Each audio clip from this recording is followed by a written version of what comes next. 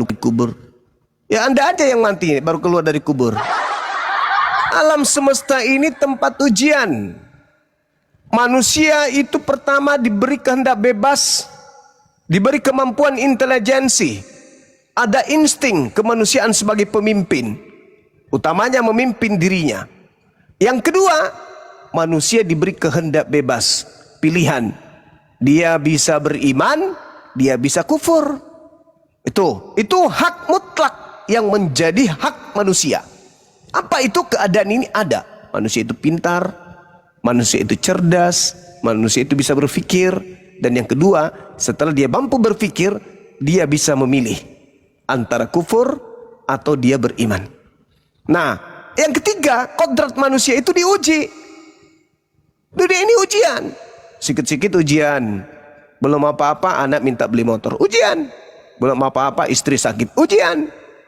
Belum apa-apa sakit, itu ujian. Maka setelah diuji, apakah manusia ini menggunakan tingkat intelijensinya untuk mendudukkan perkara kemana hendak ia pergi ketika ia sakit, ke dukun atau ke rumah sakit?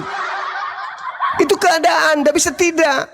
Jadi yang namanya ujian tidak mungkin disertakan kunci jawaban. Kalau misalnya ada orang mati, dia misalnya Islam, meninggal dunia, lalu kemudian keluar kepalanya dari kubur. Saudara-saudara sekalian, jangan kau beragama di luar Islam, karena di alam kubur ini kutengok orang-orang di luar Islam semuanya menderita. Maka tak ada lagi orang yang berpikir untuk menelaah kemudian kebenaran agamanya dan keyakinannya masing-masing. Semua orang akan menjadi binatang. Kenapa? Yang tunduk kepada keadaan. Kambing tidak pernah menggantikan makanannya dengan makanan soto Betawi. Bosan makan rumput, besok aku mau makan bakso deh. Gak ada itu, gak ada. Tunduk pada keadaan. Nah, ketika kemudian ada orang berbicara dari kubur, misalnya orang yang sudah mati bangkit dan berbicara, yang benar adalah agama Islam, yang tidak benar adalah agama Kristen. Maka tak ada lagi yang mau beragama Kristen, semuanya Islam. Lalu buat apa kita dikasih tingkat intelijensi? Buat apa kita dikasih hak milih kalau begitu? Berarti bukan lagi iman. Itu sudah bukan iman lagi, karena kita sudah tahu. Yang dikatakan iman itu tidak melihat tetapi meyakini, itu iman. Dia keluar dari agama Kristen karena di Kristen ada pembohong, ada pendusta. Ya, mau kemana dia itu? Nanti dia keluar dari rumahnya itu karena di rumahnya banyak pembohong. Keluar lagi dari kantornya karena di kantornya banyak pembohong. Inilah orang yang tidak sehat akal. Udah jatuh ketimpa tangga lagi. Maunya dia tetap aja di Kristen, baca Bible dengan seksama, pelajari Bible dengan sungguh-sungguh. Gunakan akal sehat menelaah isi Bible untuk mendapat petunjuk, bukan doktrin dan dogma. Malah keluar dari sana dengan menghina para pendeta dan pastor. Sudah jatuh ketimpa tangga lagi. Kalau di Kristen minimal jatuh, tapi tidak ketimpa tangga. Bisa dia belajar Bible, menemukan kebenaran di dalamnya hingga sampai kepada hidayah. Begitu Cak Kangkung. Silakan saudara-saudara yang lain. Siap. Izin sapa dulu, ada Bapak dosen Kristologi yang lebih tinggi ilmunya. Assalamualaikum Bang Ardiansa. Waalaikumsalam. Assalamualaikum Guru Ndasuma. Assalamualaikum teman-teman muslim semuanya yang ada di atas dan di bawah. Waalaikumsalam. Sehat-sehat abangku. Alhamdulillah, amin. Oke, izin saya sapa, ada Bang Ratno Fernandes. Selamat malam Abang Ratno. Agamanya apa Bang? Silakan dibuka mikrofonnya. Bang Ratno, selamat malam. Awas, panggilan ketiga bahaya nih. Bang Ratno, panggilan terakhir. Hei! Sudah kau bilang. Itu juga kode juga buat tetangga saya supaya bikin kopi. Oke, Mbak Hana, Ito Hana, wadah Ito Hana Sianipar. Selamat malam Ito. Selamat malam. Ya, silakan Ito cantik, silakan. Saya izin bertanya, boleh? Boleh. Silakan.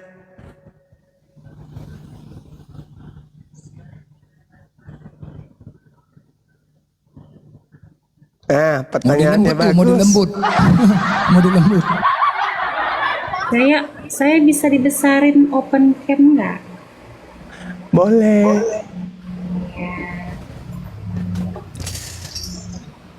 Tolong dibesarin.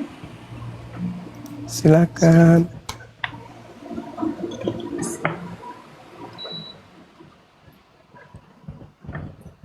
Sabar ya. Iya.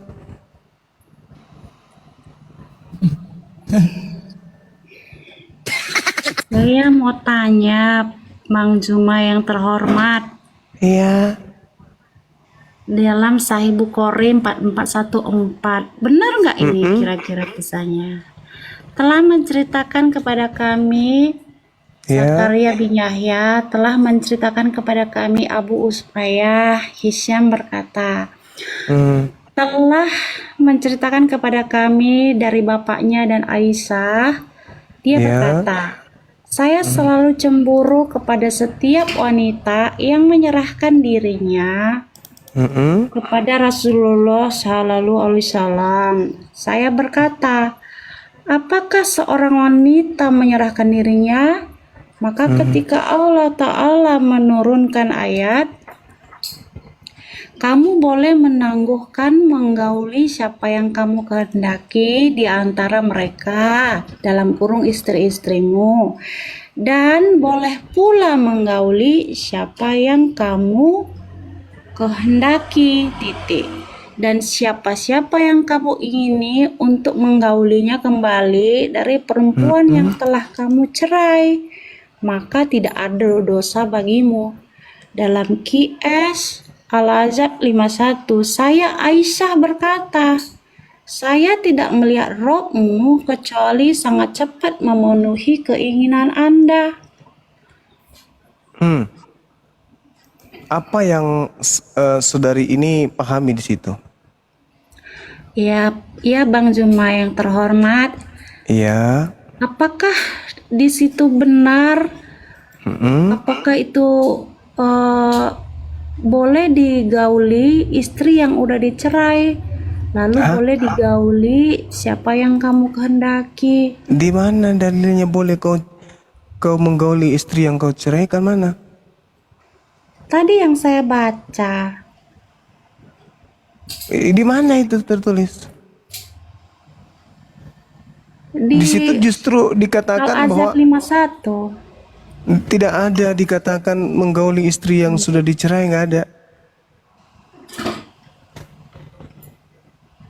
Nggak ada dalilnya kayak gitu, Ibu. Kok bisa ya? Tapi oke, aku baca lagi. Apa aku salah baca kali ya? Mungkin. Ingat ya, di situ, di hadis itu ada kemudian Hisham bin Urwah bin Az-Zubair bin siapa nama bapaknya itu? Bin Al-Awwam kalau nggak salah. Itu dalam ilmu hadis ditemukan dia sebagai orang yang buruk hafalannya.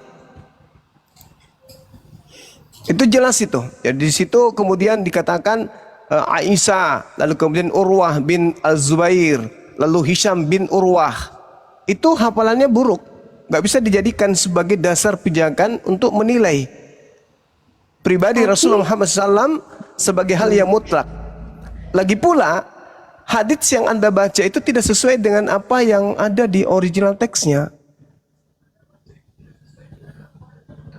Anda mengatakan Nabi Muhammad menggauli istri yang sudah diceraikan, itu nggak ada. Kok aneh ya? Izin Pak Bang Zuma terhormat. Tapi yang saya baca ini Sahih Bukhari 4414. Iya. Ini berarti Yang mana di situ yang mengatakan bahwasanya Nabi Muhammad menggauli istri yang sudah diceraikan? ini keterangannya, aku baca lagi ya. Ya, silakan. Ya. Saya selalu dari situ aja ya biar jelas. Saya selalu cemburu kepada setiap wanita yang menyerahkan dirinya kepada Rasulullah. Saya berkata, apakah seorang wanita menyerahkan dirinya? Maka ketika Allah Ta'ala menurunkan ayat, kamu boleh mendangguhkan dalam kurung menggauli siapa yang kamu kehendaki di antara mereka dalam kurung istri-istrimu, dan boleh pula menggauli siapa yang kamu kehendaki, dan siapa-siapa yang kamu ingini untuk menggaulinya kembali dari perempuan yang telah kamu cerai, maka tidak ada dosa bagimu. QS Al-Azhar 51. Saya Aisyah berkata, saya tidak melihat robmu kecuali cepat-cepat memenuhi keinginanmu. Sini ada Pak Juma yang dibilang kamu boleh menggauli. Itu bukan menceraikan Gurunda. Bukan menceraikan itu Gurunda. Salah itu dia ngomong itu. Salah terjemahannya itu. Ya, Salah coba terjemahannya itu Gurunda. coba Saya tampilkan cuma coba baca aja. bahasa Arabnya coba. Coba bahasa Arabnya yang mana yang menceraikan Mantasya coba. minhunna wa tu'wi ilaik mantasya. Yang mana di situ menceraikan? Ini kan Sahih Bukhari. Nah ini Pak, saya kan nggak bisa bahasa Arab, lalu saya baca terjemahannya. Terjemah Anda baca. Terjemah Anda baca di link lagi kan gitu. Bahaya itu. Ya, ini Sahih Bukhari 14. Iya tahu. Tapi itu kan bukan di kitab hadits Anda baca kan? Itu di link yang ada di internet kan? Iya, linknya hadis tazkiyah. Nah, sedangkan Al-Quran yang Anda kutip tadi itu adalah Al-Quran surah Al-Ahzab ayat 51. Yang mau digauli di situ kalau beliau mau adalah mereka yang engkau kehendaki. Tidak ada diceritakan bahwa sudah kau ceraikan. Itu nggak ada dalam Al-Quran, itu nggak ada. Oh, berarti Sahih Bukhari salah. Aku sih nanya Botol aja. ini Gurunda. Botol ini Tidak, Gurunda. tidak ada diceraikan di situ. Siapa yang engkau ingini untuk menggaulinya kembali dari istri-istrimu yang telah engkau sisihkan, tidak ada dosa bagimu. Bukan diceraikan di situ. Kalau maksudnya disisihkan apa, Pak Bang Juma? Ya, disisihkan itu artinya Nabi Muhammad sallallahu alaihi wasallam tidak lagi mengingini, bukan diceraikan.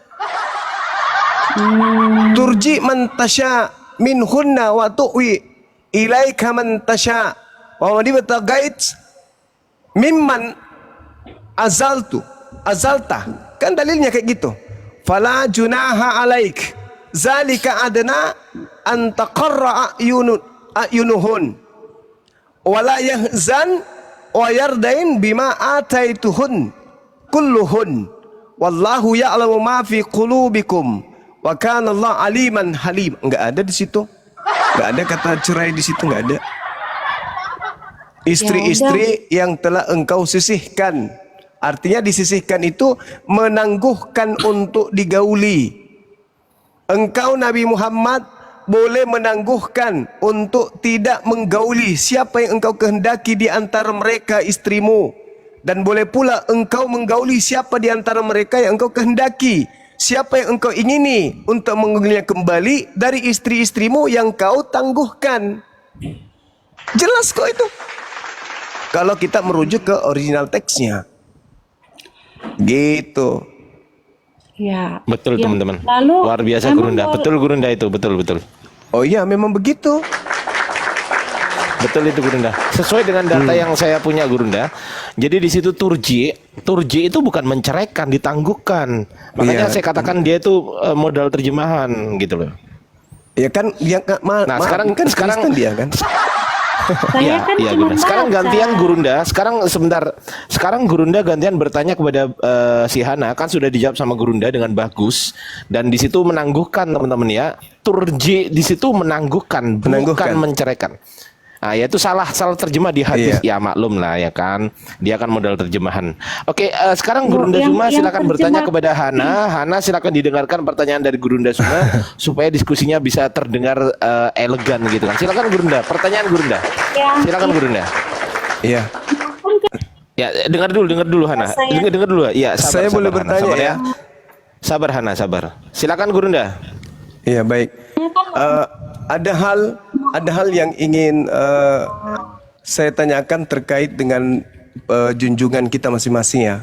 Junjungan saudara kan Paulus, kalau kami adalah baginda yang mulia, baginda Rasul Muhammad SAW. Ada hal yang ingin saya pertanyakan kepada saudara saya ini. Di dalam Galatia 4 nomor 19, Paulus di situ mengaku bersalin.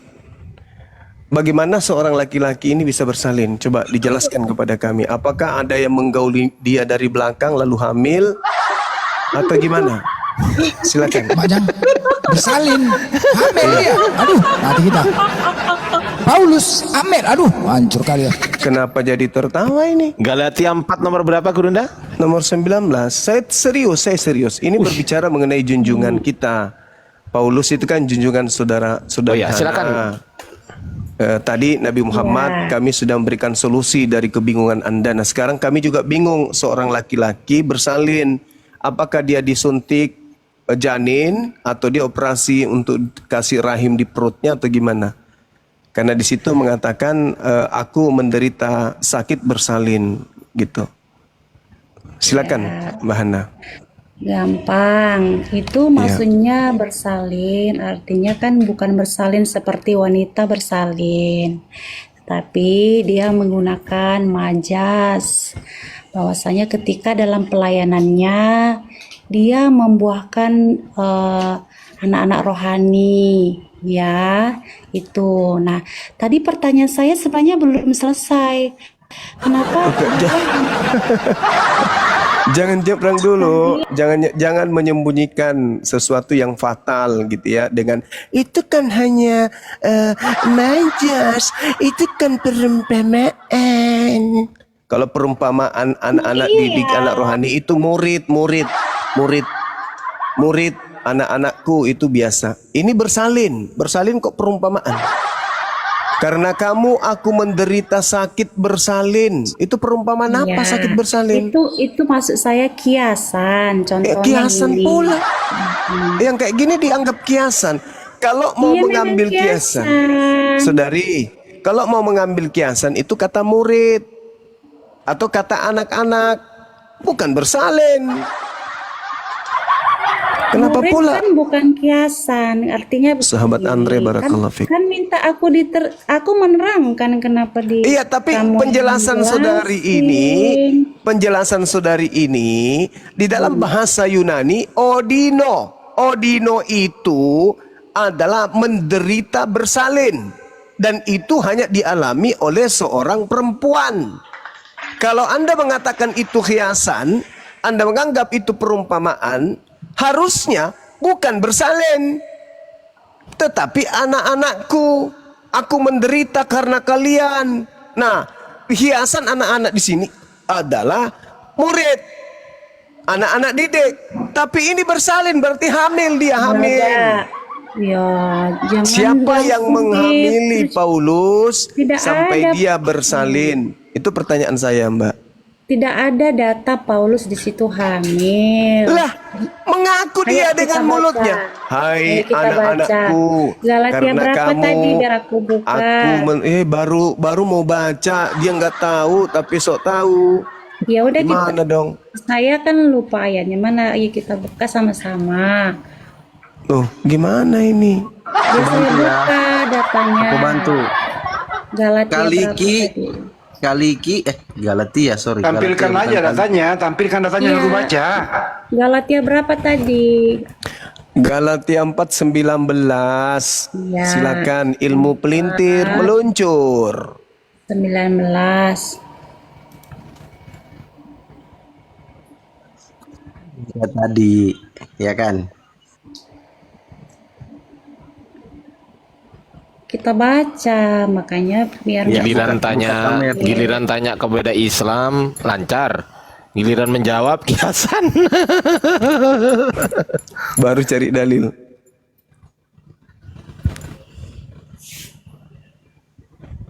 Silakan dibuka kameranya, Ibu Hana.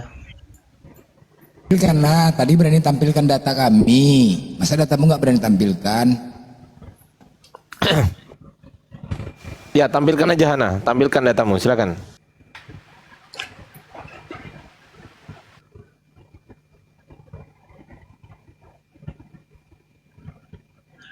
Buka dulu dong mic-nya, mikrofonnya.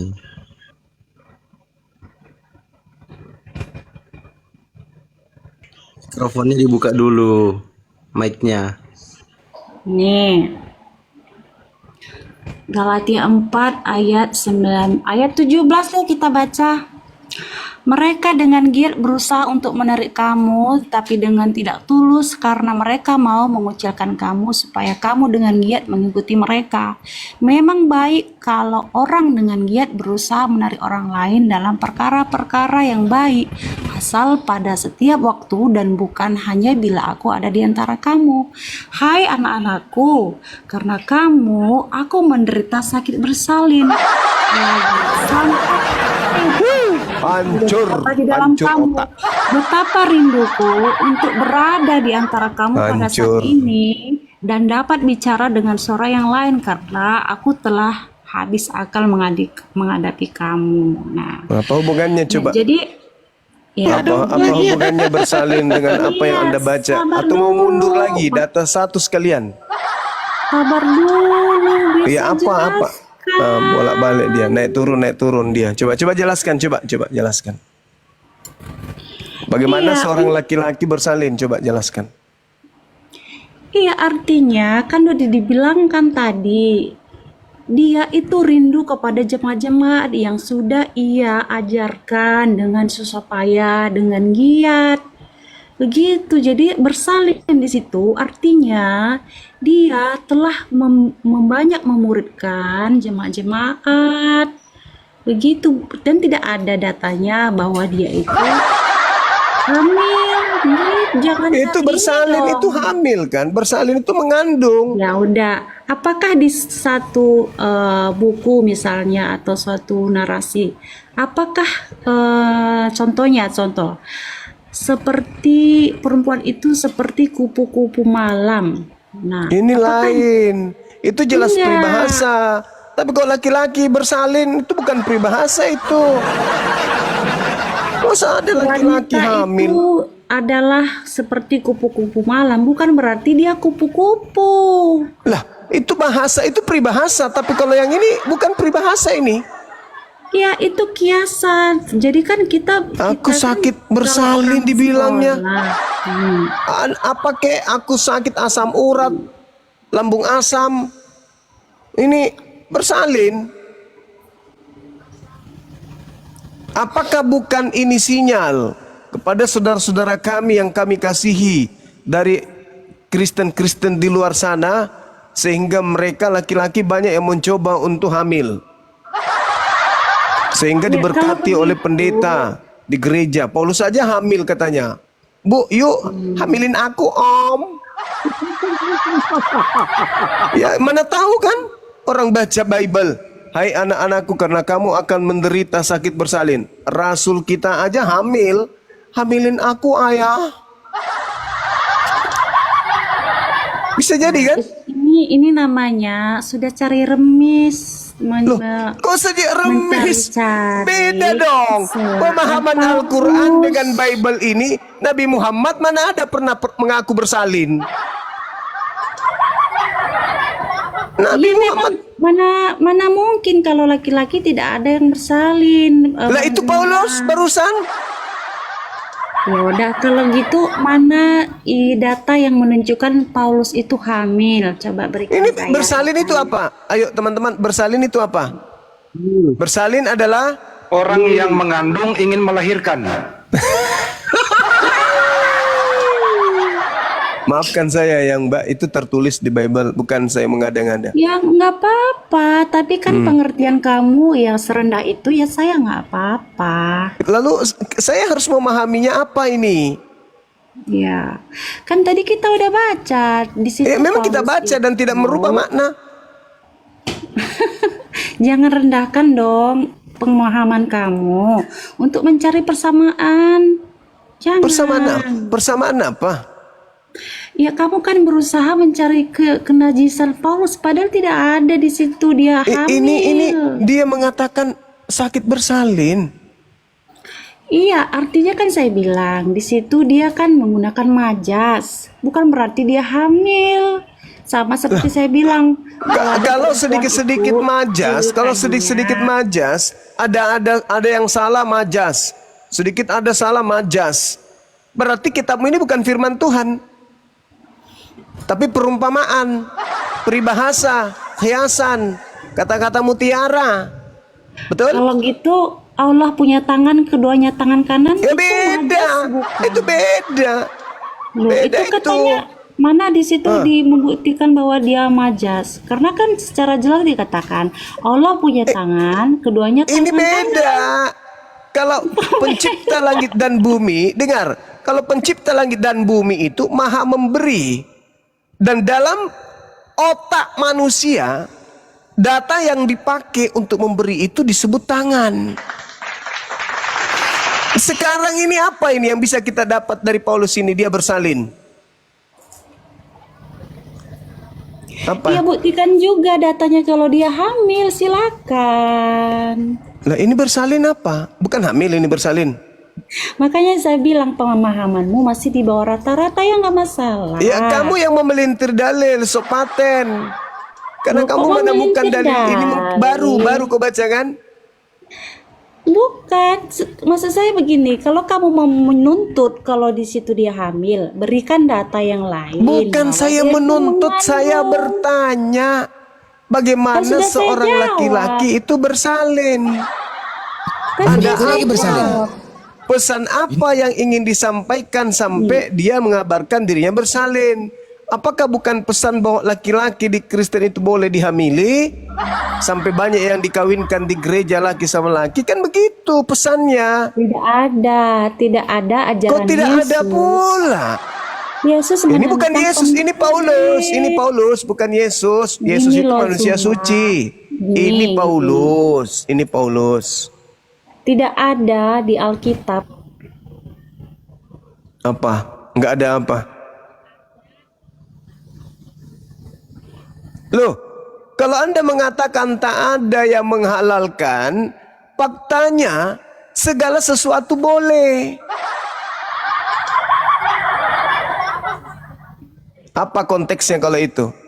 Apa konteksnya? Kalau konteks itu apa lagi? Iya, Ayo, kan di ayat lain pelintir aja mengatakan, terus, pelintir, kamu dipelintir. enggak gitu. Di ayat lain menjelaskan kamu harus hidup dalam kekudusan, nggak boleh berzina, nggak boleh berdusta, bertikai, cakap kotor, itu dia tidak boleh. Nggak boleh. Artinya kalau di konteks yang kamu bilang dalam segala hal diperbolehkan, bukan itu konteksnya, karena di Baik. ayat lain sudah menentang adanya kejahatan. Oke, Itu baik, cara baik. membaca Alkitab. Oke, baik. Saya baca Galatia 3 ya, nomor 28. Dalam hal ini tidak ada orang Yahudi atau orang Yunani, tidak ada hamba atau orang merdeka, tidak ada laki-laki atau perempuan, karena kamu semua adalah satu di dalam Kristus Yesus. Tidak ada laki-laki, tidak ada perempuan, karena kamu semua adalah satu di dalam Yesus Kristus. Gimana itu maksudnya? Kalau orang mengartikan ini, karena pada faktanya di gereja dan di depan pendeta mereka dikawinkan. Apakah bukan data ini? Tidak ada laki, tidak ada perempuan, pokoknya kamu satu dalam Kristus. Itu dalil. Mana Galatia berapa saya baca? Baru mau belajar, susah ini. Mana ya? Itu artinya begini, kita kan kalau membaca Alkitab itu kita harus tahu dulu latar belakangnya, kepada siapa Ya, pada penulis faktanya itu. yang harus saudari saya ini pertanggungjawabkan adalah gereja mengkawinkan sesama jenis. Tinggal kamu cari dalilnya. Dalilnya kita sudah temukan nih. kecuali tidak ada yang menikahkan, mengkawinkan di gereja laki sama laki, berarti itu oknum. Tapi Iya, faktanya di gereja dikawinkan, berarti ada dalil yang membolehkan itu. Mungkin salah satunya yang saya maksudkan tadi, Paulus aja hamil, bersalin. Ya, coba ya saya buka 1 Timotius 1 ayat 10. Bagi orang cabul dan pemburit, penculik, pendusta, orang yang makan sumpah dan seterusnya yang bertentangan, sebentar ya. Bentar.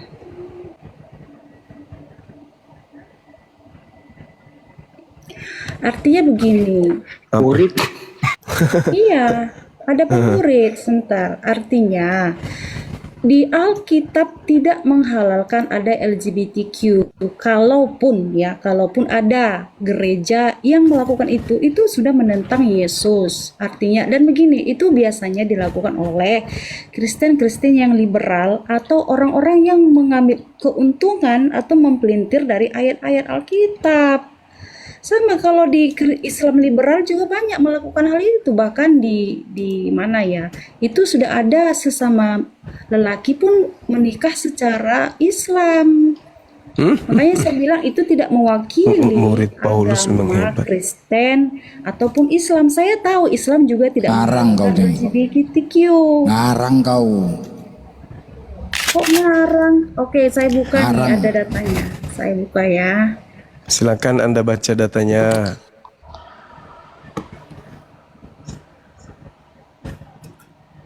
Mana data apa yang Anda ingin sajikan? Ingat ya, Galatia 4:7, kamu bukan lagi hamba melainkan anak. Jikalau kamu anak, maka kau juga adalah ahli waris oleh Theos. Bukan hamba lagi. Kalau sudah bukan hamba, berarti tidak perlu lagi taat kepada perintah, karena bukan hamba tapi pewaris. Sekarang Anda mau baca dalil apa? Jangan membunuh, jangan memburit, jangan bersaksi dusta, jangan.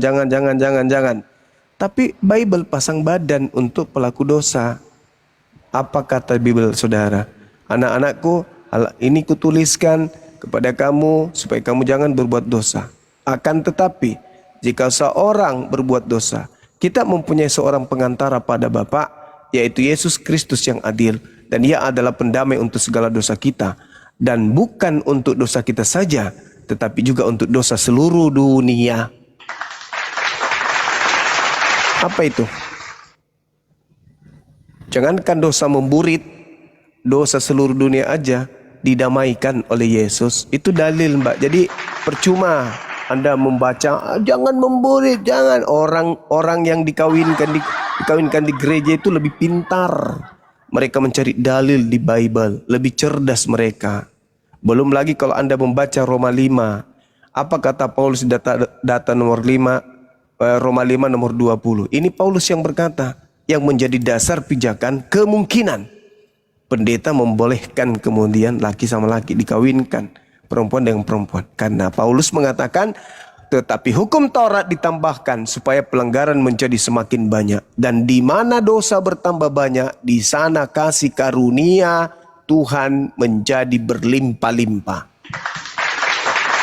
Di mana dosa semakin banyak, maka di situ kasih karunia menjadi berlimpah-limpah. Itu data itu dalam Bible. Jadi ada legalitasnya, orang melakukan maksiat seperti memburit.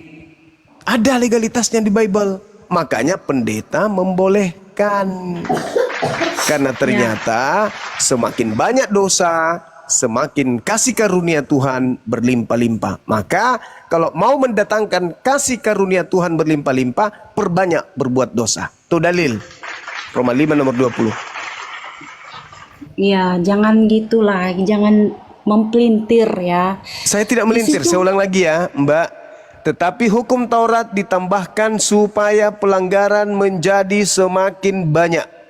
Dan di mana dosa bertambah banyak, di sana kasih karunia menjadi berlimpah-limpah.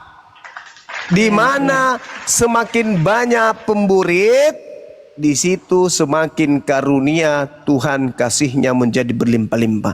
Di mana semakin banyak orang koruptor, orang semakin banyak berbohong, semakin banyak berzina, semakin banyak membun-bun, di sana kasih karunia menjadi berlimpah-limpah. Itu dalil. Makanya Paulus mengatakan di Galatia 5 nomor 1, Kristus telah memerdekakan kita dari apa? Kuk. Apa itu kuk? Beban. Beban apa? Penghambaan. Ini Kuk saya mau buka data, penghambaan. coba besarin sama saya. Apalagi dalil Coba dibantah. besarin dulu. Roma 5 Bukan, nomor coba. 20. Nih, Apa itu? We're Muslim Community. Nah, ini. Dalil pembenarannya dalam Al-Quran, kasih dalilnya, silakan. Saya tunggu. Dalil pembenarannya. Ini baru oknum karena tidak ada dalam kitabnya untuk diperintahkan. Iya, makanya saya bilang Makanya gimana? Saya kasih dalil tadi kok. Galatia 3. Saya kasih lagi dalil Roma 5 nomor 20. Kasih dalil 1 Yohanes 2 nomor 1, nomor 2, nomor 3. Saya kasih dalil kok. Saya kasih mandikan Anda dengan Bible. Galatia 4 nomor 7.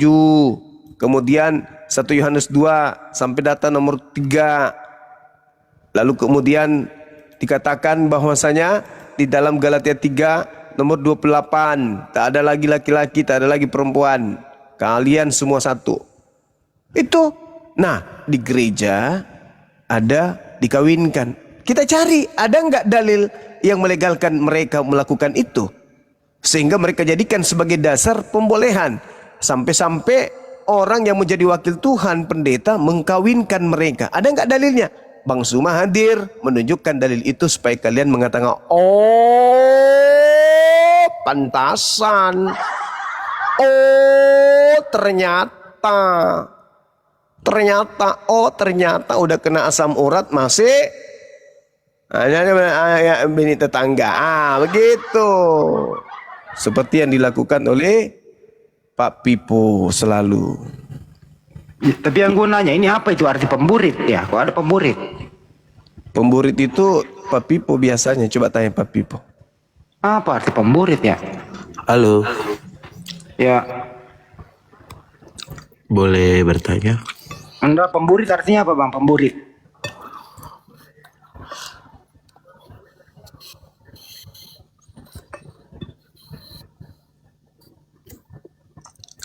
Boleh saya Pemburit bertanya, Pak Bang Pipo Juma? yang tahu itu. Ya, literasi ya ini valid ya dari kaum mereka gitu kan, dia punya ini, mereka menggunakan bahwa apa yang dikatakan Paulus ini, mungkin Paulus juga tidak salah ya mengatakan demikian, karena ada mereka juga selain dari yang disampaikan oleh Bang Juma dari Paulus, ini menggunakan dari perkataan Yesus di Matius 19:12 bahwa mereka ini melakukan hal itu karena ada gambaran perkawinan heteroseks itu kadang-kadang tidak memuaskan, maka mereka Yesus ini menjelaskan tentang orang-orang yang tadi itu, yang hombreng itu, begitu Bang Juma. Dia menggunakan narasinya bagus sih sebenarnya, alasannya seperti itu gitu. Jadi melakukan Matius 19:12 ini bahwa ada yang tidak kawin, ini artinya kenapa mereka tidak kawin, karena tidak ada kepuasan dalam hubungan heteroseks atau yang normal maksudnya, maka dia melakukan tidak kawin atau itu adalah tadi itu dari akhir dari ibunya karena dirinya sendiri gitu kan. Nah, atau kaum homsek di sini ya, apa ya kalau bahasa ini takutnya kena ban gitu ya. Dia melakukan hal itu karena merujuk ke Matius 19:12 gitu. Itu pengakuan dari mereka sendiri. Jadi kalau di gereja-gereja itu diberkati, karena Bapak gereja juga tidak bisa mengingkari tentang Matius 19:12 ini karena dia pun menggunakan ayat juga gitu. Terima kasih Bang Jibat, terima kasih. Lanjut. Masya Allah, luar biasa memang. Saya jadi bingung mau ngomong apa lagi. Pemburit itu apa ya pemburit ya? Setahu aku burit. Tanya Pak Pipo. Pak Pipo. Pak Pipo. Opung. Opung. Tewas bang. Opung.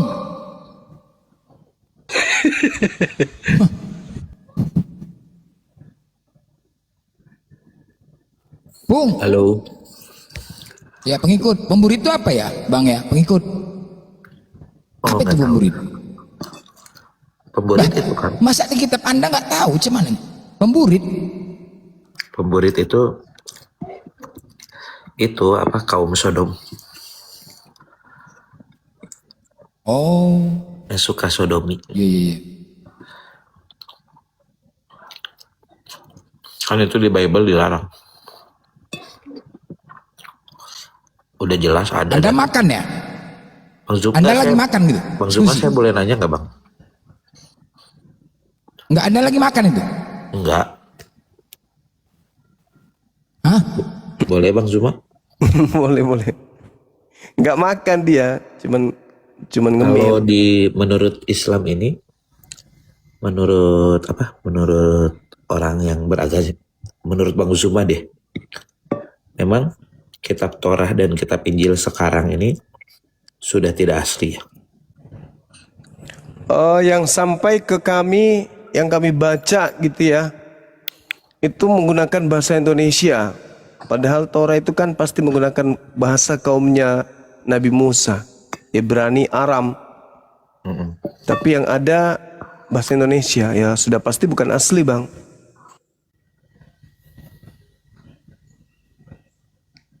Bukan asli bahasa Ibrani maksudku, tapi asli terjemahan.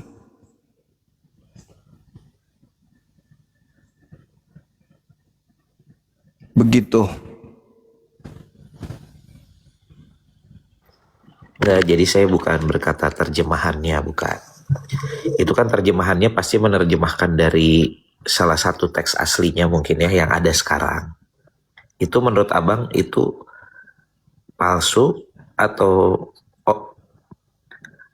original tapi diterjemahkan?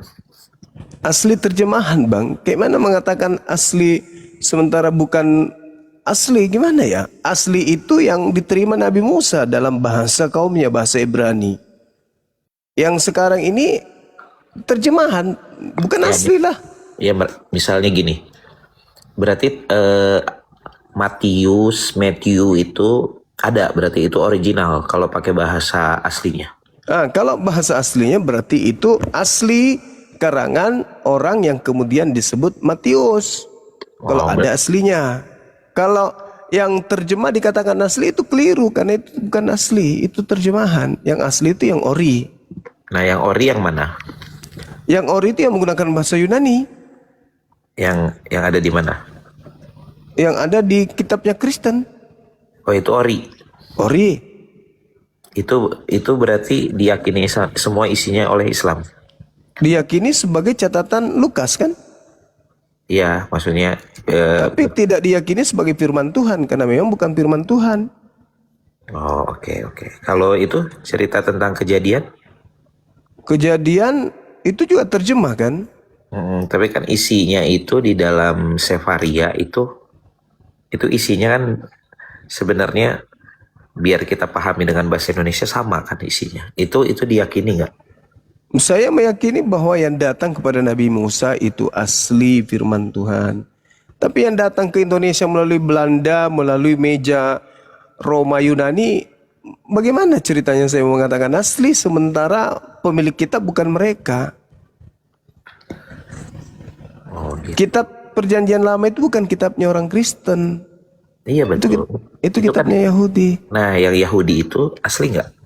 Kalau yang di Yahudi, yang kemudian mereka hafal dari Nabi Musa secara turun-temurun, ya itu pasti asli. Masalahnya sekarang ada nggak yang menghafal Torah? Enggak, kan mereka sudah tuliskan. Mereka sudah tuliskan dari mana? Sama Nabi Musa siapa yang menulis, Bang? Ya sekarang kan kamu juga sama, Bang. Kalau misalnya Abang juga kan cerita tentang Musa, siapa yang hidup di Musa, di Quran ada. Lah, Nabi Muhammad menerima wahyu. Wahyu gimana maksudnya? Ya, Nabi Muhammad menerima pemberitaan. Sebagaimana Nabi Musa menerima pemberitaan tentang Adam. Oh, Nabi Musa tidak hidup tapi- pada zaman Adam. Tapi Bang Zuma gini, kayak Muhammad nih, Muhammad itu kan nggak hidup ya di zaman Nabi Yahya. Ya, sama seperti Musa tidak hidup di zaman Adam, Enggak, maksudnya tapi zaman Abraham. di perjanjian baru kan udah ada ceritanya tuh tentang Nabi Yahya dengan ayahnya Zakaria, kan itu udah ada tuh di surat Lukas. Nah, Lukas, kira-kira yang di Lukas Lukas itu kan, kalau abang bilang di Lukas itu bukan firman Tuhan, memang tapi bukan. kok sama dengan firman Tuhan abang? Bedanya, Ayo, Nabi Muhammad menerimanya dari langit, Lukas menerimanya dari bumi. Sekarang yang mana yang akurat pemberitaannya? Yang dari langit atau yang dari bumi? Bentar dulu, kan soal langit juga nggak ada buktinya kan? Iya, kalau nggak ada buktinya berarti Nabi Muhammad menerima informasi itu dari mana?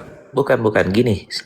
Kan abang bilang yang di Lukas itu adalah tulisan seseorang, bukan firman Tuhan, betul? Iya, itu 100% benar. Betul. Nah, di dalam surat Lukas ada cerita-cerita tentang Zakaria, tentang istrinya Elizabeth susah memiliki anak, lalu memiliki anak Yohanes Pembaptis.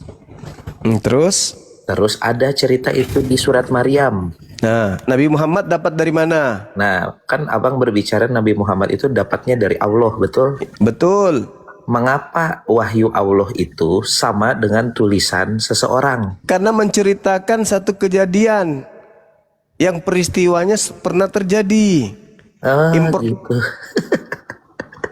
Terus abang memastikan bahwa itu benar-benar dari Tuhannya gimana? Kenapa bisa? Nabi Muhammad tidak tahu tentang Zakaria, nggak tahu.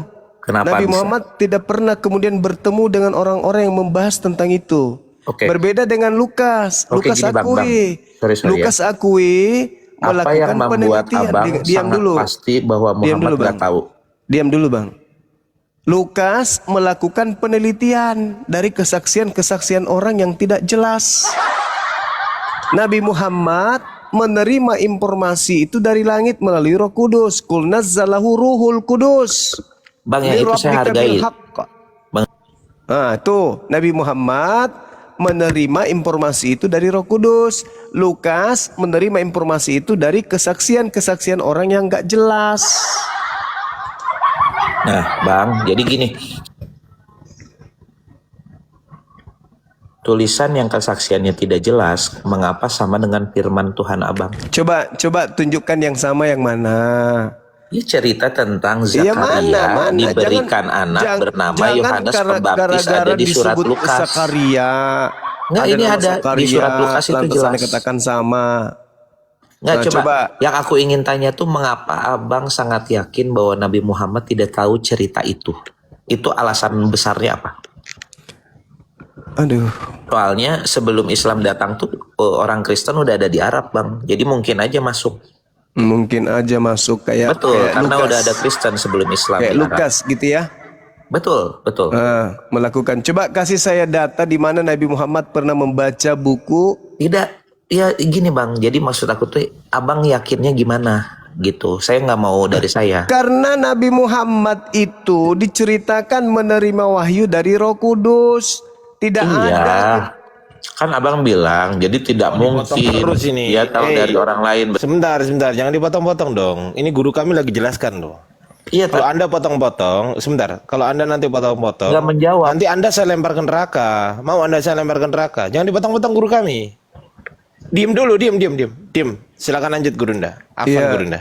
Nabi Muhammad SAW itu tidak ada riwayat melakukan penelitian. Tidak ada orang yang datang kepadanya. Jangankan orang Roma Yunani, orang Arab saja tidak ada yang datang kepadanya membacakan buku Lukas. Jadi itu tuduhan membabi buta itu. Kalau ada yang pernah menceritakan kepada Nabi Muhammad tentang kitab Lukas, tentu orang-orang Quraisy ragu terhadap dirinya. Tentu sahabat-sahabatnya lah yang mengajarkan kepadanya lebih dulu daripada orang-orang Roma Yunani. Itu tak ada dan tak akan pernah Anda temukan itu. Itu hanya karena Anda cemburu kepada Al-Quran. Melihat kitab Anda hanya puing-puing terjemah saja. Kalau Anda menemukan sebuah kebenaran bahwa di dalam kitab Lukas bercerita tentang Zakaria, ingat apa yang dikatakan Lukas, pengarang kitab saudara. Theophilus yang mulia, banyak orang yang menuliskan tentang peristiwa-peristiwa yang terjadi di antara kita. Maka aku Lukas merasa terpanggil untuk melakukan penelitian dan menyusunnya kembali. Lukas, Anda yang melakukan penelitian, jangan tuduh nabiku.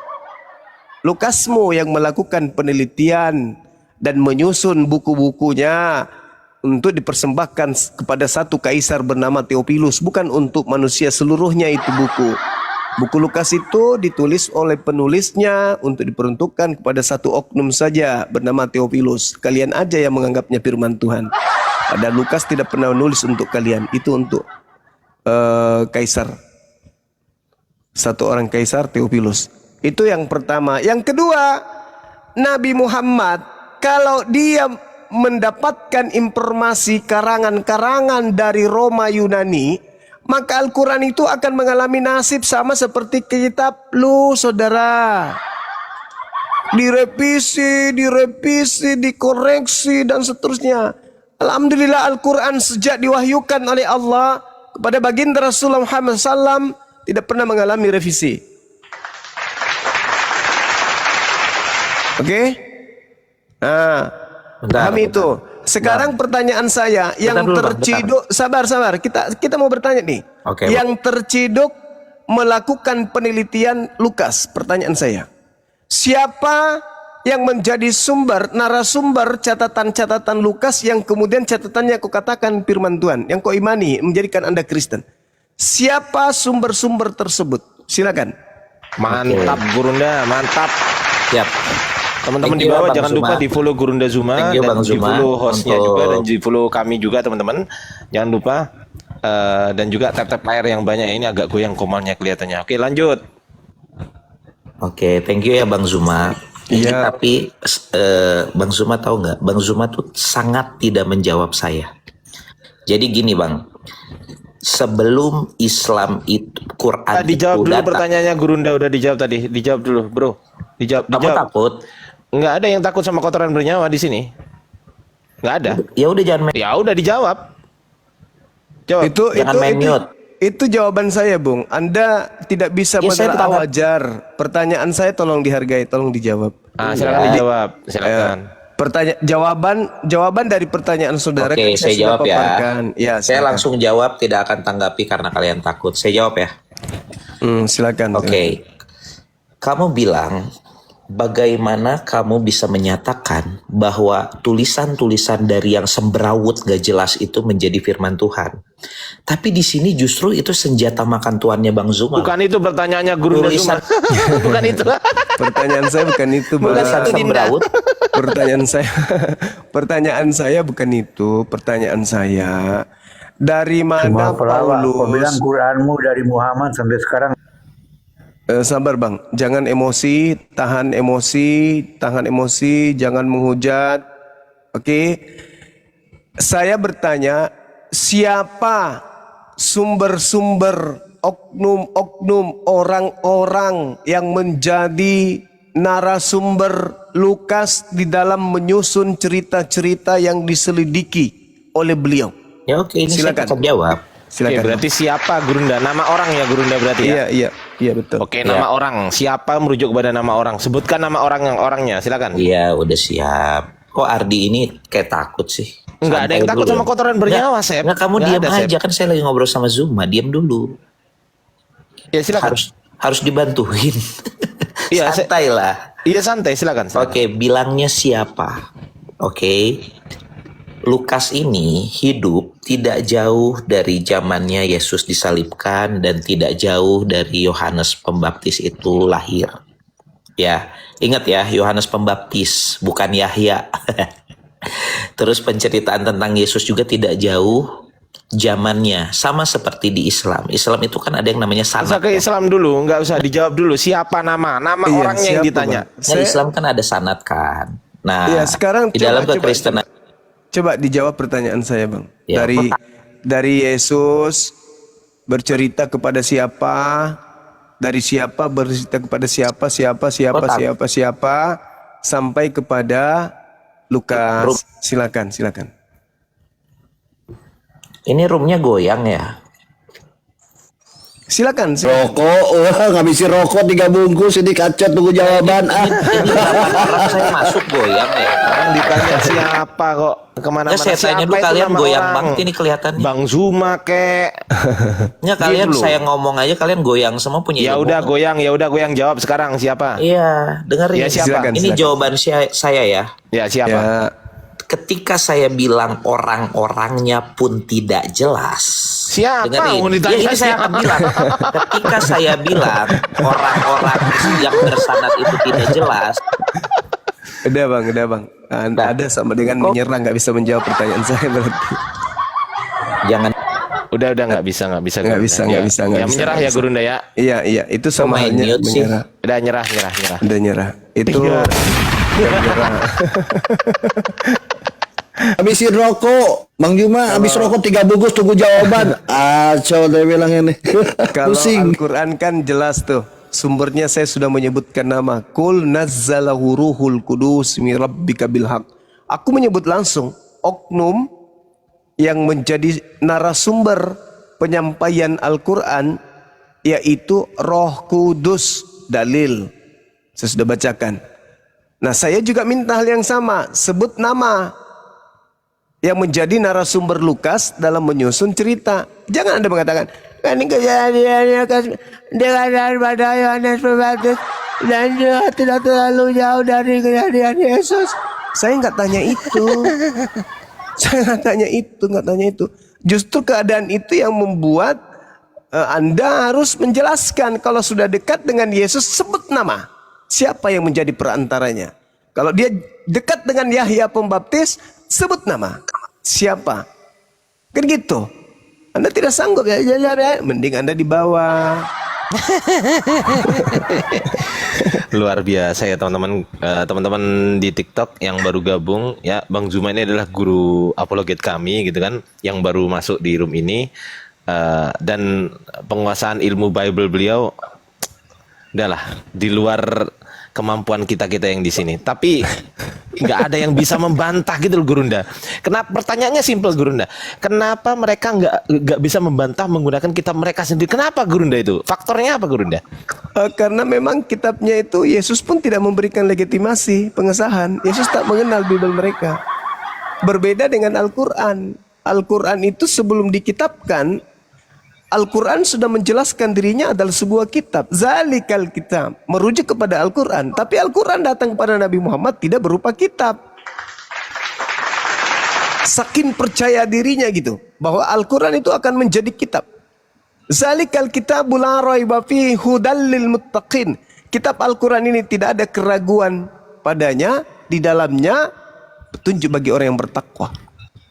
Bukan kitab waktu itu, masih berupa pewahyuan, ayat per ayat, tapi sudah dikatakan kitab.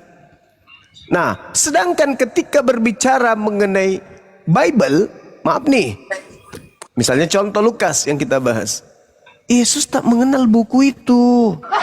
Nabi Muhammad mengatakan, khuzu al-Quran min arba'ah. Nabi Muhammad menyebut Al-Quran. Yesus pernah menyebut buku Lukas? Nggak pernah. Makanya sifat yang dianut oleh Lukas ini seibarat pewarta yang mengumpulkan sebuah cerita dari narasumber-narasumber yang tidak dituliskan namanya.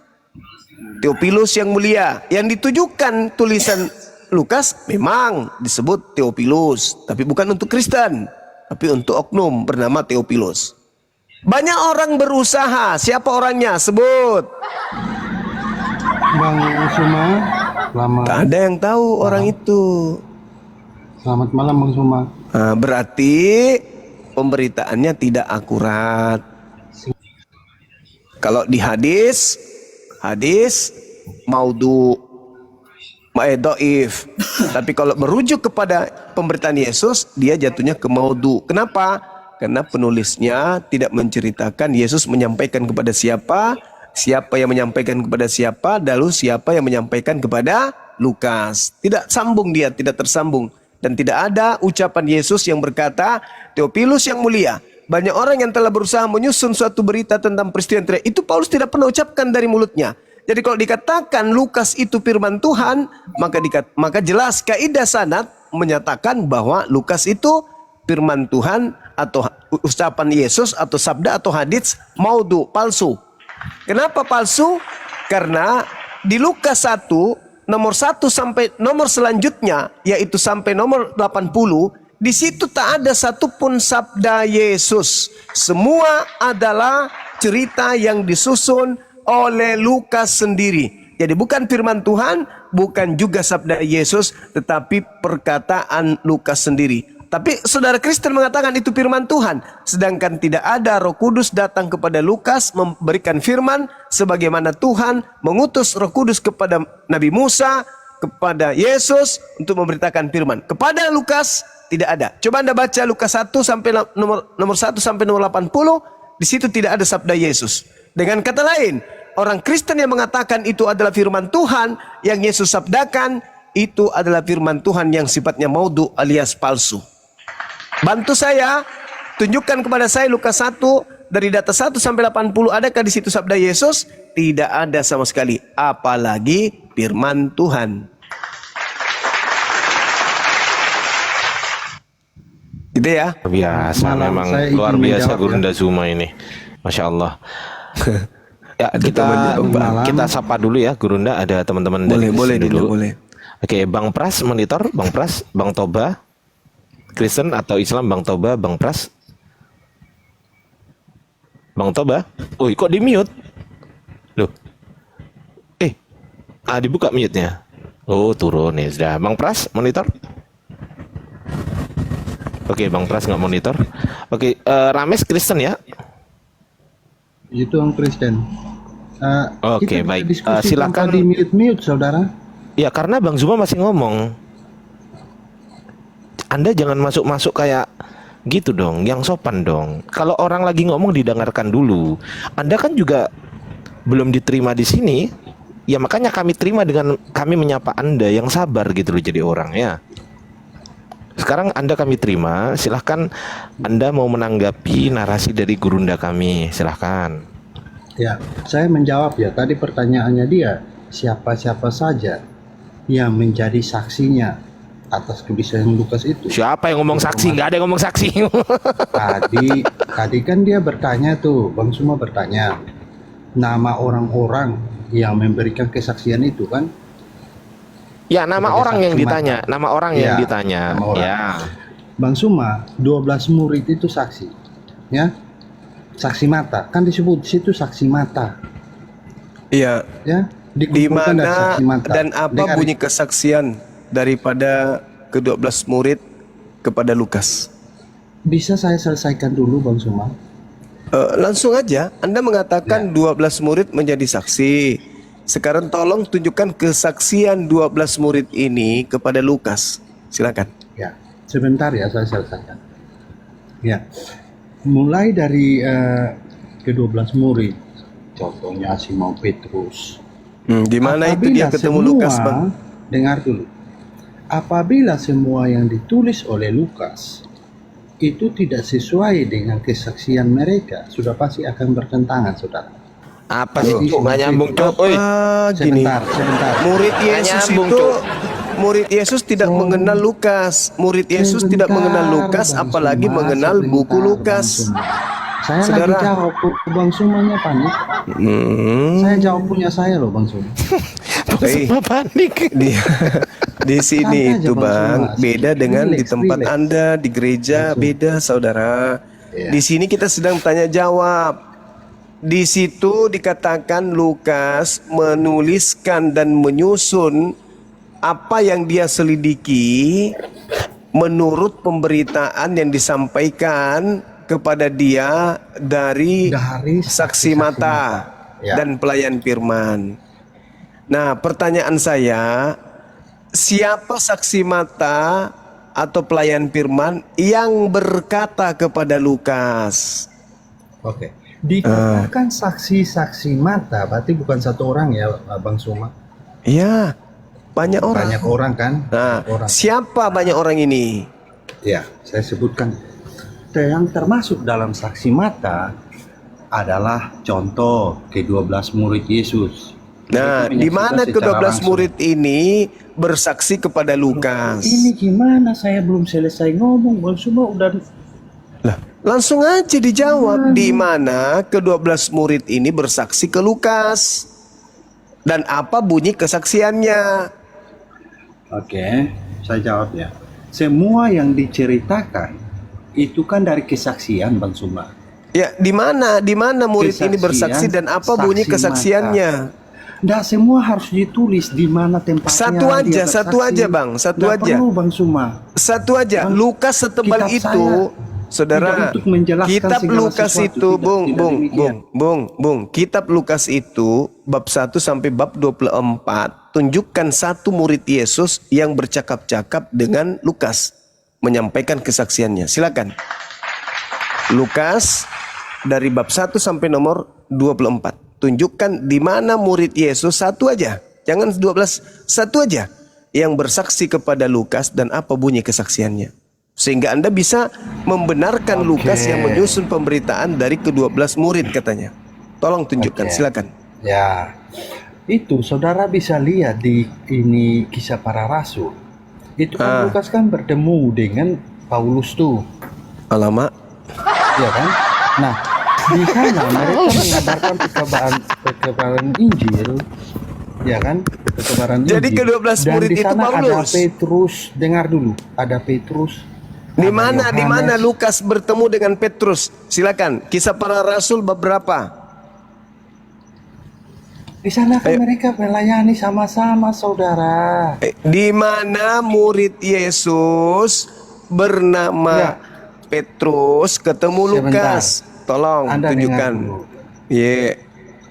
Ini jatuhnya nanti saya nggak bertanya nih. Ini dia akan tanya terus, saya tahu. Enggak. Ini bagian dari supaya Lukas 1 sampai Lukas 24. Anda tidak bisa menunjukkan kesaksian murid Yesus kepada Lukas. Anda masuk ke Kisah Para Rasul. Kisah Para Rasul 1 sampai Kisah Para Rasul 28. Saya minta tunjukkan di mana murid Yesus bertemu Lukas. Silakan. Silakan Bang. Kalian mute ini diskusi kayak apa nih? Jadi nggak berbobot Ancale. dong roomnya. Oh, Ancale Pawota. Kau tunjukkan aja dulu di Kisah Para Rasul 1 dari bab 1 sampai bab 28. Saya jawab ya. Di mana murid Yesus pernah bertemu dengan Lukas sebelum mulutmu kurobek sampai kuping. Tunjukkan. Santai Bang Suma, santai aja. Bagaimana mau santai? Anda itu kayak bersandiwara. Tunjukkan kepada kami di sini di mana murid Yesus pernah bercerita kepada Lukas. Di mana itu? Oke, saya jawab. Lukas pernah bertemu dengan Paulus. Alamak. Dengar dulu. Nah, Paulus pernah bertemu dengan Petrus. Nah, coba kamu tunjukkan. Sabar. Begini caranya orang berbicara mengenai kebenaran. Coba kau tunjukkan apa kata Petrus terkait apa yang ada di Yesus kepada Paulus. Dan penyampaian Petrus kepada Paulus ini disalin oleh Lukas. Silakan. Tunggu orang selesai jawab dulu Bang Sumani. Sudah terjawab. Anda sudah menjawab. Lukas bertemu dengan gurunya Paulus. Paulus bertemu dengan Petrus. Sudah selesai. Kita tepuk tangan untuk itu. Saya belum selesai menjawab. Anda bilang sudah selesai gimana? Nah, sekarang coba Anda tunjukkan kesaksian Petrus kepada Paulus. Silakan. Mute sekarang. Coba. Saya belum selesai menjawab. Apa kesaksian Petrus kepada Paulus? Bisa diizinkan saya selesaikan dulu. Sudah selesai. Kan saya bertanya siapa nama saksi.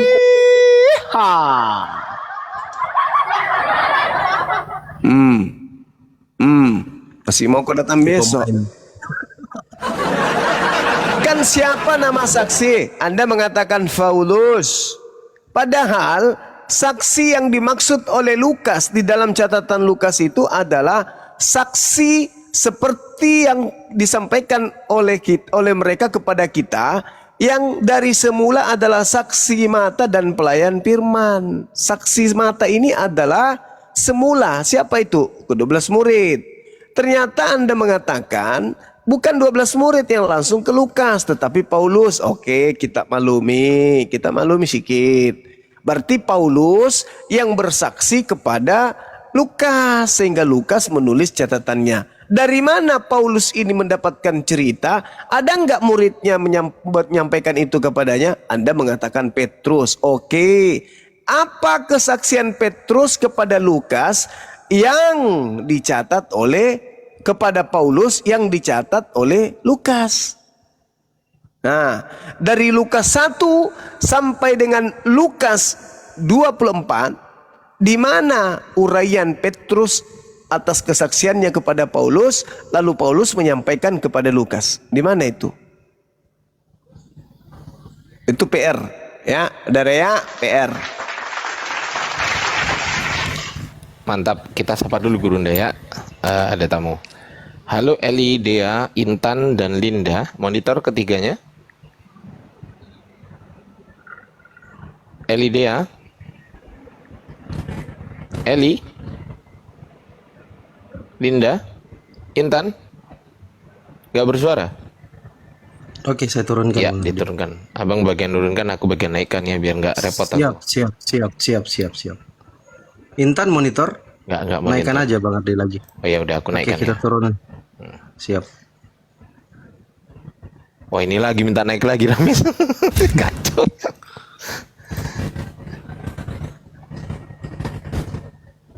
Halo, Bang apa ini? Dli.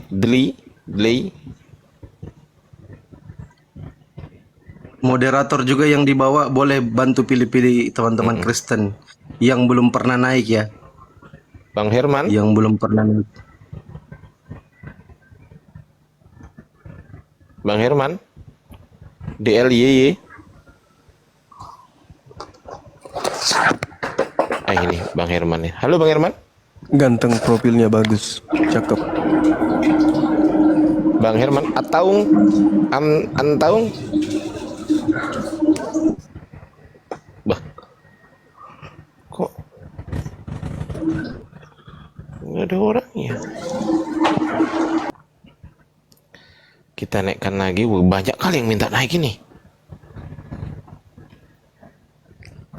Halo Rita Johan. Siapa ini? Woi. Apa? Pula ini. Halo Rita. User Rita Johan. Saya ini dari tadi bertanya, lu nggak ada yang jawab ya. Nah, itu arti pemburik itu apa itu pemburik? Pipo yang tahu jawabannya itu Bang. Rita Johan kita turunkan ya. User 9287. Mas Lele. Sorry, kepencet Om. Oh iya tante. Sorry. Iya Bang. Sorry. Salam kenal. Salam kenal ya Bang. Oke, sama-sama. Oke, aku dipanggil Om ya. Om orang maco. Sesama Tuhan.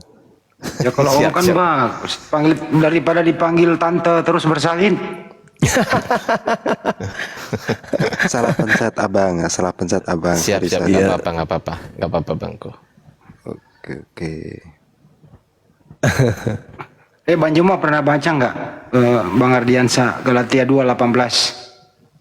Galatia 2:18. Iya. Itu Paulus pelanggar hukum Taurat. Itu kan membahas tentang, iya betul, isi Taurat, betul. Iya. Saya baca. Terus? Iya, pelanggar hukum Taurat ya. Karena jikalau aku membangun kembali apa yang telah kurombak, Aku menyatakan diriku sebagai pelanggar hukum Taurat. Right?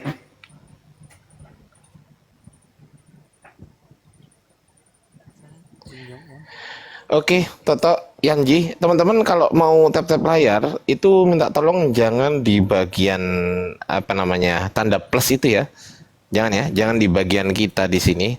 Tolong tap-tap layarnya di bagian kanan sebelah bawah ya, agak di atasnya tanda bagikan itu loh. Nah, tap-tap layarnya di sebelah situ gitu loh. Ini aku contohin, nah gini loh, nah gini loh, nah ini kayak gini nih teman-teman. Nah, kayak ini nih. Akhi Indra barakallahu fik. Nah, kayak gini lah. Kayak gini lah. Jangan tap-tap layar di permintaan karena nanti mana nampak. Iya juga ya, nggak nampak ya. Ya pokoknya di situlah. Jangan di atas. Halo Pak Toto, Pak Yanji. Hadirob barakallah. Pak Toto Purwanto. Oke, nggak monitor host Pak Toto host. Tindas saya makan dulu ya. Iya, si Hana tadi. Si Hana tadi itu ini ya si Agatha itu. Kurang paham aku. Tapi suaranya kok dilembut-lembutkan kayak gitu ya. Ngeyelnya luar biasa ya. Ya biar kita kasihan. Gitu ya. Iya. Nggak ada yang kasihan di sini, Bang Andi. Nggak ada. Maksudnya itu gue lembutin gini, gue jangan diserang balik, diserang balik pula lagi. Gitu maksudnya. Dia pakai hadis dengan terjemahan Google. Iya, Turji. Gelagapan. Dia nggak bahasa Turji atau menangguhkan ya gitu ya. Menangguhkan itu ya, bukan cerai ya. Bukan. Iya, bukan. Itu jelas kok dalilnya.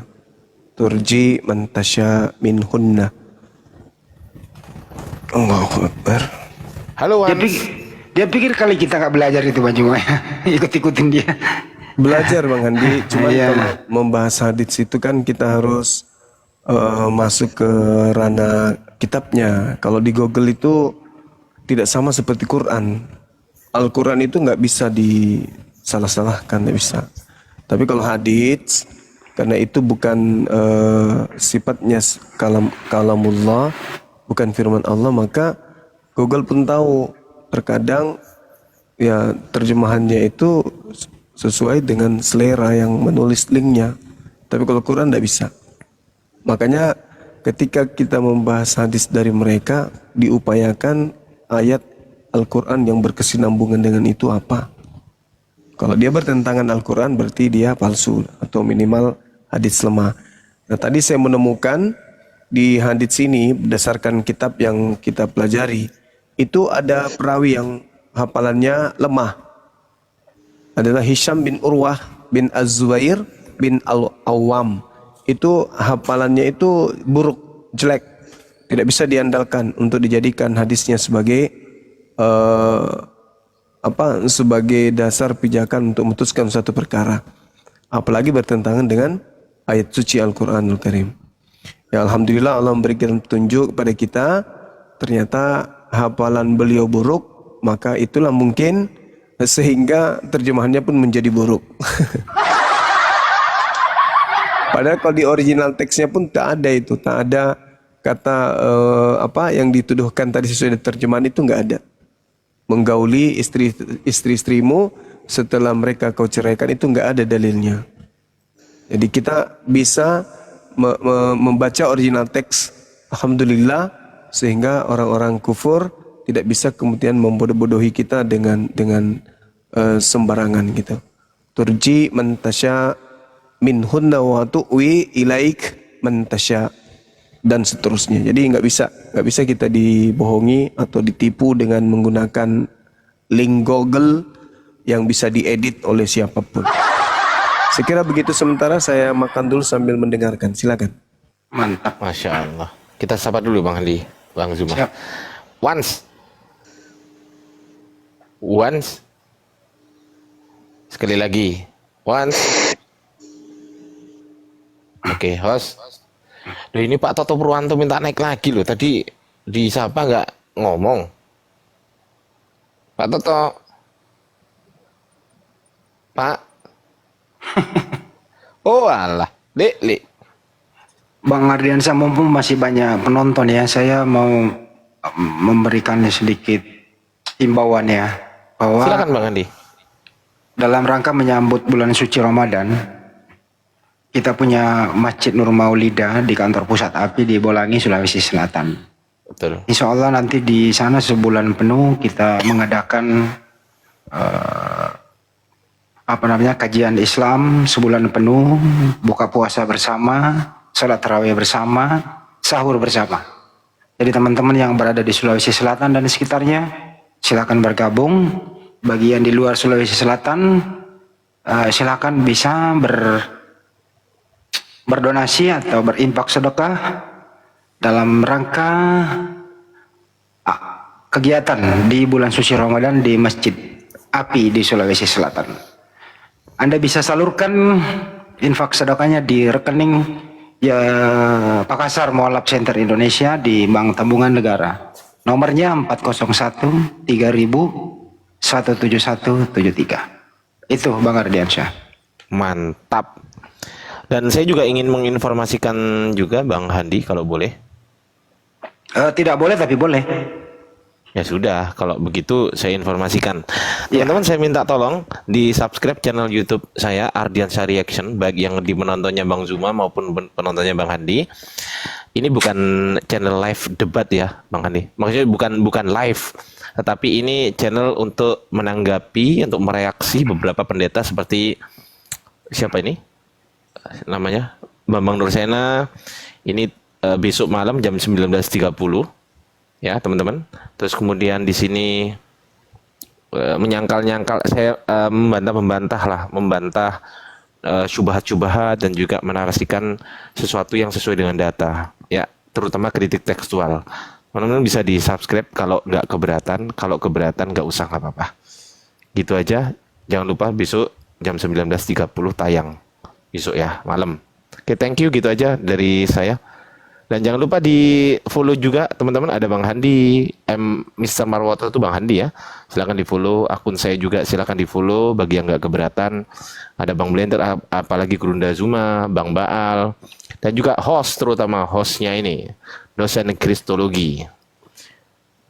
Itu ya. Oke, thank you. Ya, udah subscribe. Thank you yang udah subscribe dan silakan ditonton. Dan di sini teman-teman, di sini ini saya berikan satu contoh. Di dalam deskripsinya ini saya kasih linknya teman-teman ya. Jadi di deskripsi video ini saya berikan link link sumbernya. Jadi teman-teman kalau nanti mau cari rujukan-rujukan misal itu di mana Bang Ardia, ada di sini semua. Di setiap deskripsi videonya tinggal klik linknya, selesai. Bang Ardi tanya dong linknya kodeks manuskrip ini, manuskrip Quran di mana, ada di deskripsi video ini semua. Oke, gitu aja Bang Andi. Mohon maaf kalau kelamaan. Lanjut. Oke, mantap. Jadi teman-teman yang ingin menonton, jadi beda di sini dengan di YouTube. Ya, kami semua di sini punya YouTube. Bang Juma Julkipli Abbas Official, saya Handi Slebes Channel, Bang Ardiansyah tadi Ardiansyah Reaksi ya. Gitu ya. Jadi Ardiansyah Reaction. Ardiansyah Reaction gitu teman-teman. Jadi kalau mau menonton ulang, menonton yang berbeda, silakan nonton di YouTube. Jangan lupa like, share, dan subscribe. Kalau nggak nonton berarti ya tidak nonton. Masa gitu Bang? Ya terus mau dia apa gua? Kalau nggak nonton ya nggak. Iya juga ya. Iyalah. Tapi pasti insya Allah nonton lah. Iya nonton lah masa. Oke, silakan Bang Andi. Ada Bang Nicholas kayaknya Kristen beliau. Silakan Bang Andi. Handi Slebes Channel YouTube aku.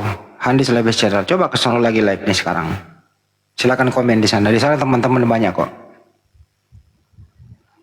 Pak Nicholas, selamat pagi. Pak Nicholas. Pak Nicholas. Aduh, norak kerungu ya Bang Andi. Iya. Minta loh Bang Andi, yang Pak Nicholas ini. Gak biasa sih orang tidur minta. Mau dia apa? Masa orang tidur bisa minta sih? Bisa. Gimana caranya? Ada orang pernah tidur, tahu-taunya bangun di pasar. Ya udahlah kita turunkan aja lah. Ya. Nicholas, udah ya. Matahari. Matahari. Molor. Aduh. Ngorok. Turunin aja. Host, Bang Rian turunin host. Matahari juga nggak monitor itu matahari itu. Bang, coba aku tanya sama Bang. Menurut Abang, kalau seandainya tidak ada iblis di dalam diri kita, apakah kita melakukan dosa? Enggak ya Bang? Enggak ya. Nah, jadi kan kita kembali ke penyalipan ini, ya kan? Kalau misalkan Kristen menebus dosa mereka, artinya iblis kan sudah tidak berlaku lagi di mereka kan? Nggak ada lagi kan? Sia-sialah apa yang dilakukan iblis. Seharusnya kalau memang seperti itu, orang-orang Kristen tidak pernah melakukan dosa lagi, ya kan? Kalau memang penyalipan untuk penebusan dosa, kira-kira seperti itu ya. Tapi intinya kita jangan ganggu iman mereka lah, kecuali diskusi. Ya, enggak. Maksud aku, secara ininya kita bicara. Kalau kira-kira mereka kan tidak melakukan dosa lagi ya, kalau tidak ada iblis.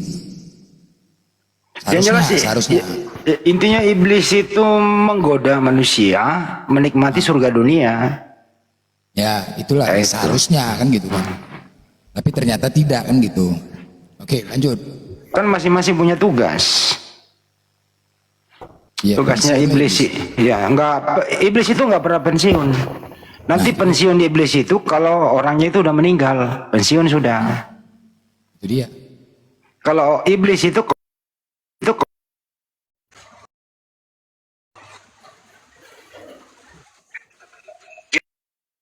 tapi bisa dia melawan iblis itu kalau akal udah berfungsi. Gitu loh. Jadi iblis itu sasarannya orang beriman sebenarnya, targetnya. Sasaran iblis itu orang beriman. Ya teman-teman ya. Jadi hati-hati dengan iblis. Bisa berbentuk naik komal, bisa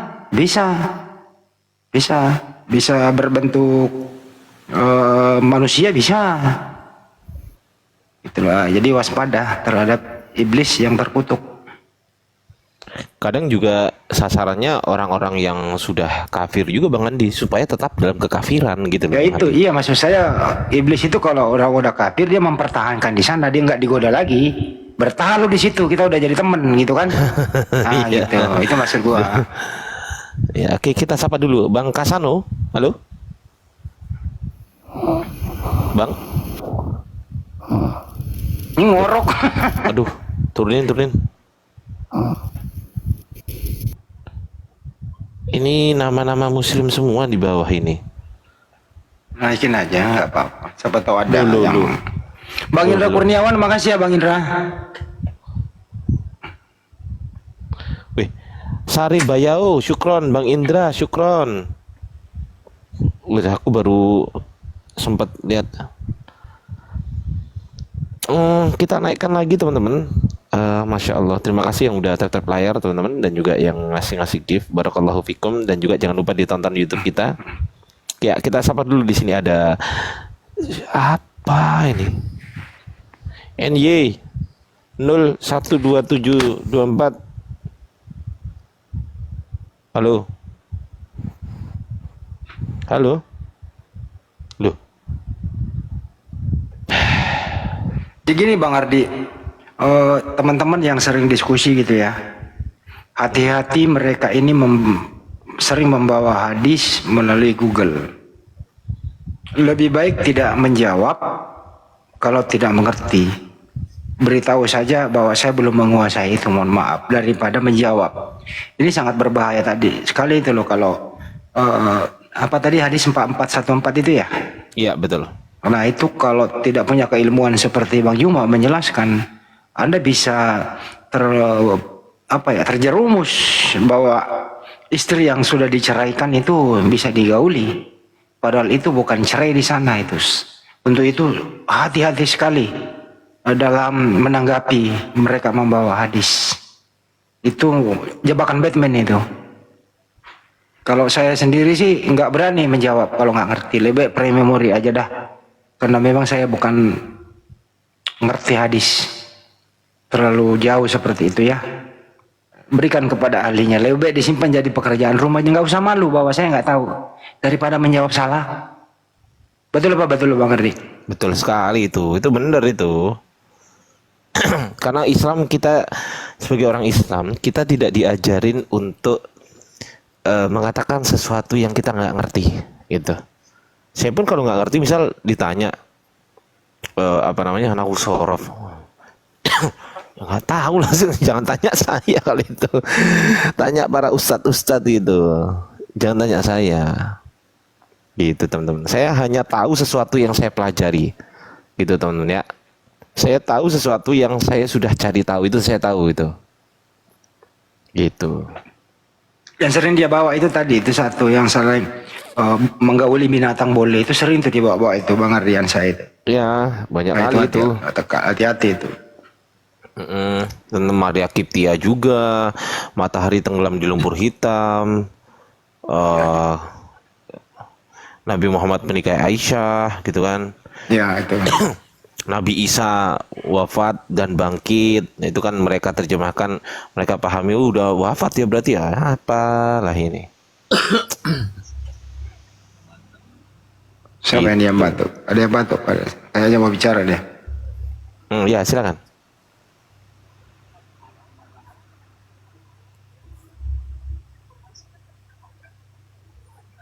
Batuk doang kali. Yang baru naik silakan bicaralah. Gak usah disebutin namanya, yang mau bicara silakan. Yang baru naik.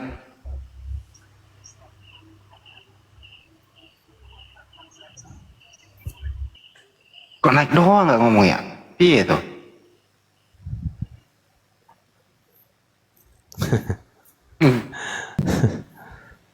Jadi kan aku pun penasaran ya, kenapa Kristen ini kok sangat membenci Islam sejarahnya ya kan? Membenci Nabi Muhammad. Aku cari tahu lah, menghina. Padahal Nabi Muhammad dulu begitu toleransi sama mereka ya kan. Bahkan kalaupun ada yang kafir jinni, apabila kita mengapain dia tidak menyerang, tidak diakui sebagai umatnya. Ternyata aku membaca kebencian mereka ketika Nabi Muhammad membawa dalil surah An-Nisa itu, bahwasanya Isa tidak disalib, tidak pula dibunuh. Nah dari situlah rupanya mengatakan mungkin petinggi dari pihak Kristen Romawi, disitulah makanya timbul fitnahan terhadap Nabi Muhammad, entah apa-apa dibilang. Jadi memang benar, kita buktikan. Contoh tanya sama Oten, Yesus nggak disalib, marah orang itu, marah, dimakinya pun kita mau dimakinya. Kepala bapak kau Yesus nggak disalib katanya, enggak jelas. Pertanyaan sama Kristen, Yesus nggak disalib, betul. Aku bolak-balik aku tanya, Yesus nggak disalib, salib bilang kalau aku pijak kepala kau, begitulah. Berarti memang mau mereka tuh Yesus mati ya, parah kali bah. Bolak-balik tanya sama Kristen, pasti ngamuk kalau bilang nggak disalib. Jadi itulah Nabi Muhammad bawa Al-Quran, bahwasanya Nabi Isa tidak disalib, makanya timbul fitnahan sampai sekarang. Itu rupanya penyebabnya. Padahal di dalam ajaran mereka kan sering kita dengar ajaran kasih. Kalau ajaran kasih itu nggak ada kebencian sebenarnya. Itu loh. Tapi ajaran kasih itu kan hanya untuk Bani Israel, Bang. Markus 12:29 tuh kan dirunut tuh. Dengarlah hai orang Israel, Tuhan Allah kita Tuhan itu Esa. Kasihlah Tuhan Allahmu dengan segenap hatimu, kasihlah sama manusia. Itu kan runut. Itu Bani Israel bukan Toten. Ada juga dia di PB, kasihilah musuhmu, doakanlah mereka yang menganiaya kamu. Tapi kayaknya sulit dipraktekin di dalam hal diskusi gitu. Tahu kali lah pinteran Oten.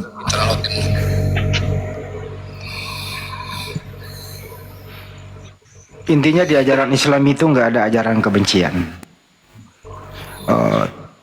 Kita paling toleransi kok. Buktinya ada ayat toleransi di Al-Quran.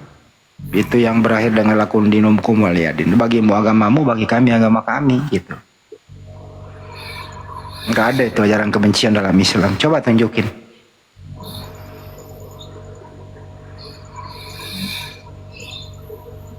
Siapa sih ini? Pada naik tidur ya? Siapa tidur ini? Kenapa ya? Waduh. Apa sih?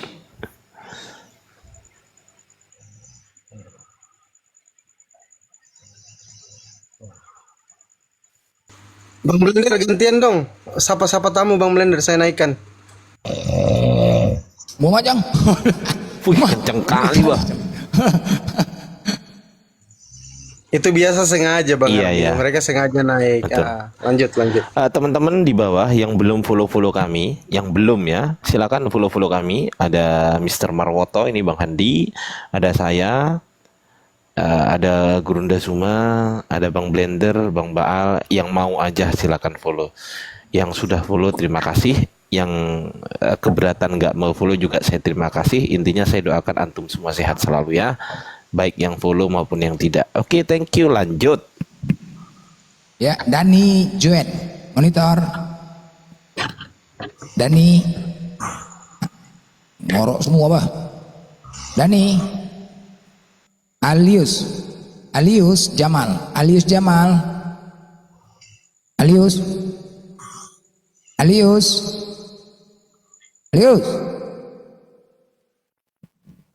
Ya, yang Kristen, udah nggak ada lagi nyali Kristen, udah sampai di sini, Oten. Semak segitu saja. Merdi monitor. Merdi, Alex Komang, Alex, Ya. Alex, ya,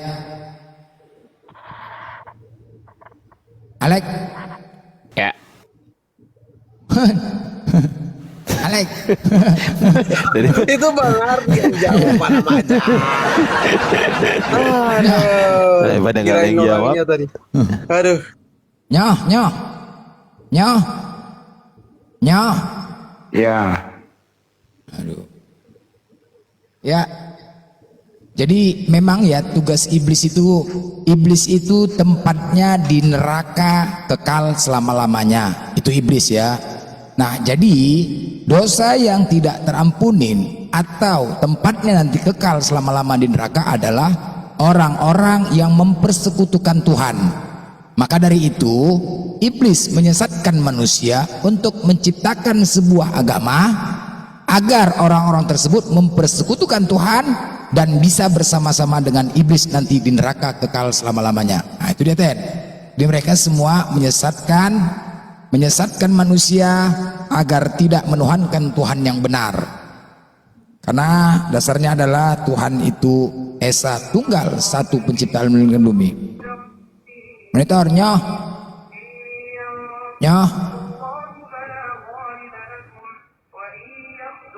User.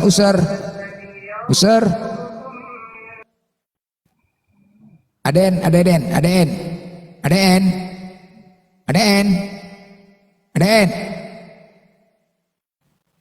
Ya, jadi memang kalau dipikir ya, kita laki-laki Ten kan gunakan akal lah ya. Kalau berbicara akal, masuk akal enggak Tuhan mati? Kadang-kadang aduh macam enggak punya akal lu tengok.